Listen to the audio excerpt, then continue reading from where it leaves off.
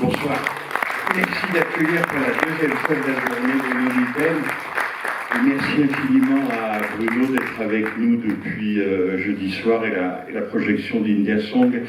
On a parlé une bonne partie de l'après-midi du camion. Juste un mot avant de donner la parole à Bruno, parce que j'ai oublié de le dire. Merci beaucoup à l'un de nos mécènes, à Chanel, de nous avoir permis de restaurer des films, en accord évidemment avec les ayants droit de Marguerite Duras, parce qu'on s'est aperçu, toi qui es très sensible à la qualité des copies, et tu as bien raison, on s'est aperçu quand on a pensé à faire cette intégrale Duras, qu'il y avait des films en fait où il n'y avait pas de matériel projetable, quoi. Il n'y avait plus rien. On ne pouvait pas projeter. Et donc on a lancé un programme de restauration de 8. Mais là, c'est pas restauré, ça. Il y en avait qui étaient déjà faits. India Song était déjà numérisé, le camion était fait. Et il y en avait d'autres qui restaient vraiment plus. Mais celui-là, il n'a pas été restauré. Je sais pas. Je crois pas. Tu t'en es pas occupé en tout cas. Bon, alors ça sera la surprise. Celui-là, on s'en est pas occupé non plus, donc on va voir. Mais toujours est-il qu'on en a fait 8 quand même, ce qui est vraiment beaucoup, beaucoup pour nous. Et qui vont d'ailleurs passer pendant toute la semaine. La série des Aurélia Steiner en particulier, où il y avait vraiment peu de matériel. Et donc merci beaucoup à Chanel de nous avoir permis, de nous avoir donné de l'argent pour mener à bien ce travail. Voilà, Bruno, je te laisse présenter son nom de Venise en quelques cas d'éclair. Je vais commencer par India Song. Enfin, je vais être bref. J'espère que personne ici n'a pas vu India Song. Parce que voir ce film-là sans avoir... Attendez, on va poser la question, qui n'a pas vu India Song?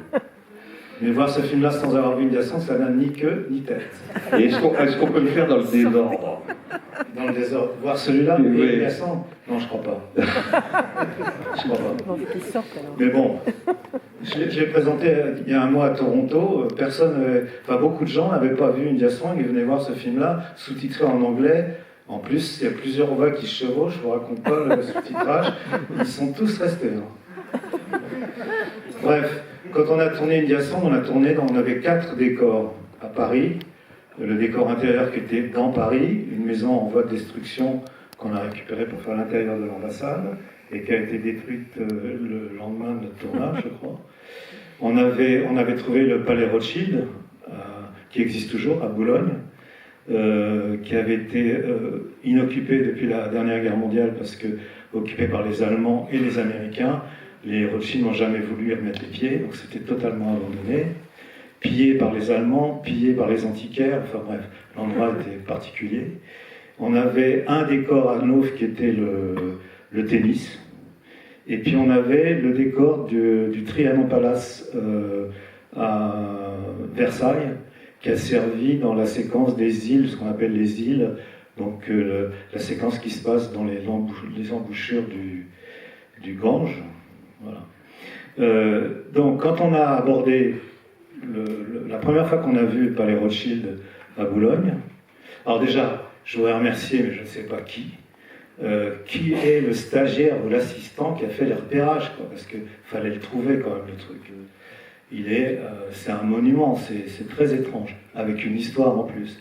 Donc, quand on a découvert cet endroit assez terrible, je dirais, un de mes assistants a découvert qu'il y avait une trappe. On tournait sur l'esplanade, puisqu'il y a l'arrivée de Delphine avec les 2 hommes là, qui descendent les marches. Il y avait une trappe sur l'esplanade, qu'on s'est bien sûr empressé d'ouvrir. Et en ouvrant cette trappe et en descendant avec une échelle, on s'est retrouvé dans le sous-sol de cet endroit.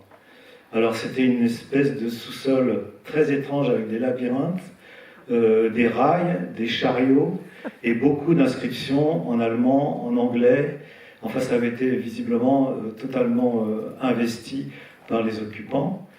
Et donc on est remonté stupéfait de ce qu'on avait vu.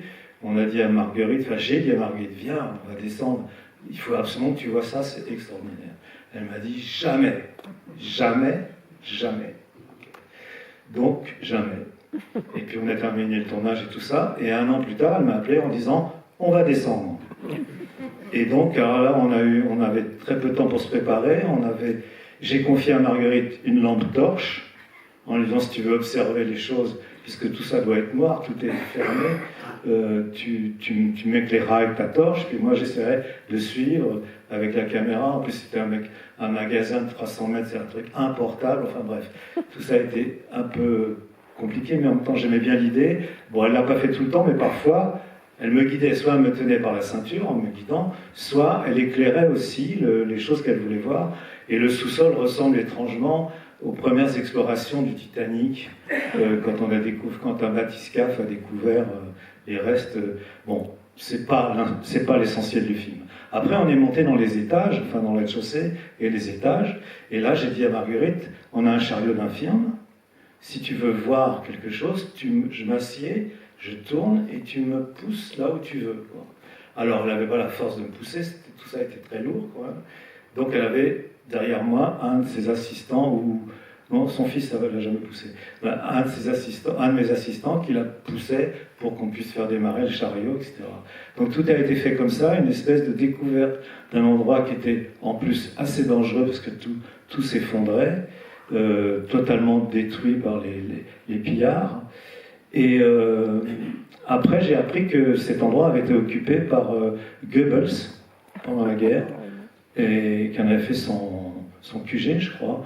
Et il avait, d'autre part, occupé aussi le Trianon Palace, très étrange, pour recevoir Hitler.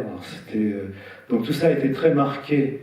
Et je pensais que cette histoire allait intéresser Marguerite, enfin, cette histoire violente pour elle et pour tout le monde, allait l'intéresser, mais elle n'a absolument pas voulu tenir compte de ça, ni filmer les inscriptions en allemand, ça ne l'intéressait pas, c'était pas le sujet. Le sujet, c'était aller retrouver Anne-Marie Streeter, enfin le souvenir que cet endroit pouvait avoir de cette femme disparue. Et donc, on s'est un peu introduit dans cet endroit comme on rentrerait dans une sépulture, quoi. Et c'est l'objet de ce film. Donc c'est la même bande-son qu'India Song, puisqu'elle l'avait en bandoulière dans un petit magnétophone. On écoutait sans arrêt pour faire les mouvements et tout ça. Parce qu'à l'inverse d'India Song, il y a des mouvements. Ça bouge un peu. Alors c'est vrai que quand tout est fixe, puis d'un seul coup ça part en panneau, ça devient un événement considérable. Et donc on a fait cette exploration de l'endroit.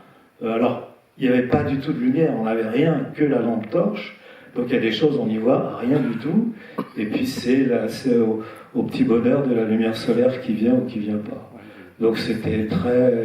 Alors, pour terminer, quelqu'un s'est amusé, alors je ne sais plus qui, mais quelqu'un m'a envoyé un jour une version des 2 films côte à côte avec la bande-son centrale.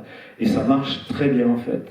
C'est-à-dire qu'on voit à la fois les danseurs et en même temps l'endroit détruit parallèlement. Donc c'est très magnifique à voir. Marguerite était déjà décédée quand on m'a envoyé cet élément, et je ne pense pas qu'elle aurait été d'accord pour qu'on l'exploite. Jean Mascolo, son fils, non plus. Donc j'ai laissé tomber. Ce qui est très étrange, c'est qu'il y avait une différence de 30 secondes entre les 2 films.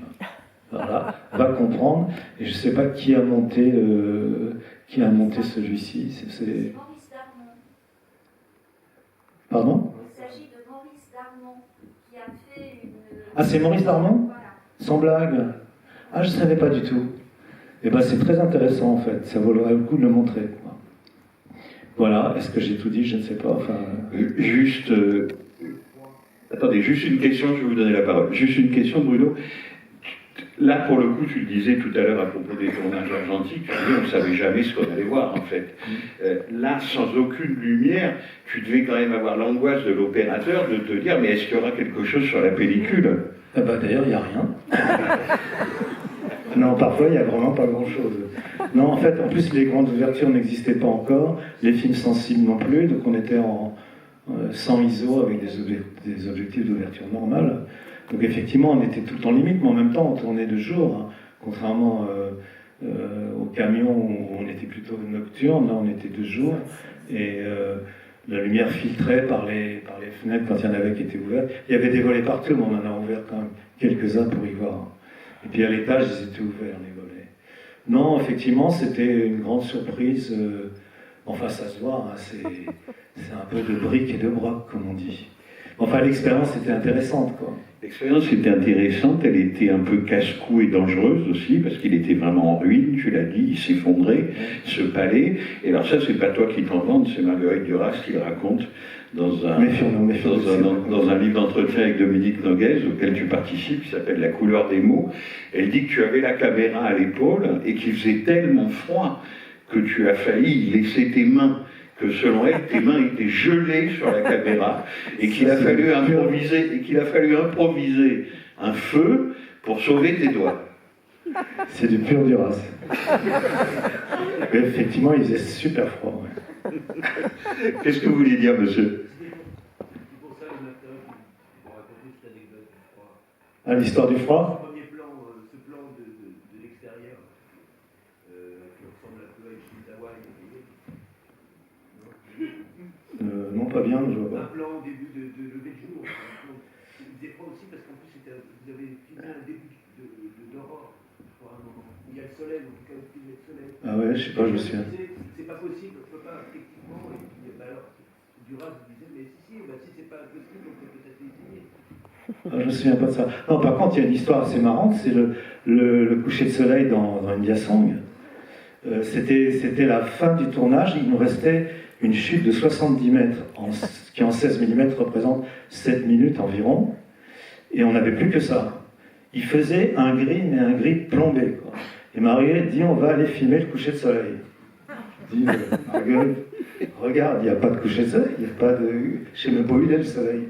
Alors, on a pris une boussole, elle nous a entraînés sur une colline qui était à quelques kilomètres de Naufle.